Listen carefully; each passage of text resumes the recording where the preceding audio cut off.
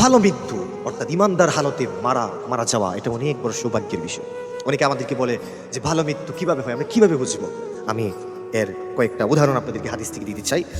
Number 1, ভালো মৃত্যুর একটা লক্ষণ হচ্ছে যে ব্যক্তি কালেমায়ে শাহাদা পড়তে পড়তে যে ব্যক্তি মৃত্যুবরণ করে, নবীজি বলছেন এটা হলো ভালো মৃত্যুর লক্ষণ, সে নিশ্চিত জান্নাতি। সুবহানাল্লাহ। নাম্বার 2, নবীজি বলছেন যে ব্যক্তি মৃত্যুর সময় যার চেহারায় ঘাম চলে আসে, নবীজি বলছেন এটা হলো ভালো মৃত্যুর লক্ষণ, চেহারার মধ্যে ঘাম চলে আসা। নাম্বার 3, যে ব্যক্তি জুমার দিন অথবা জুমার রাত্রে যে ব্যক্তি মারা যায়, এটা হলো ভালো মৃত্যুর আরেকটা লক্ষণ, জুমার দিন মারা যাওয়া, জুমার রাত্রে মারা যাওয়া। নাম্বার 4, হাদিসে এসেছে যে ব্যক্তি ইবাদতরত অবস্থায় অর্থাৎ নামাজ পড়া অবস্থায়, রোজা রাখা অবস্থায় যে ব্যক্তি মারা যায়, ওটা হলো ভালো মৃত্যুর লক্ষণ। আরেকটি ভালো মৃত্যুর লক্ষণ হচ্ছে যেটা হাদিসে এসেছে, কেউ যদি কোনো মহামারীতে আক্রান্ত হয়ে মারা যায়, ওটাও হলো ভালো মৃত্যুর লক্ষণ। এই 5টি লক্ষণে যে ব্যক্তি মারা যাবে, এটা হলো ভালো মৃত্যুর লক্ষণ, নিশ্চিত সে ব্যক্তি জান্নাতি। সুবহানাল্লাহ।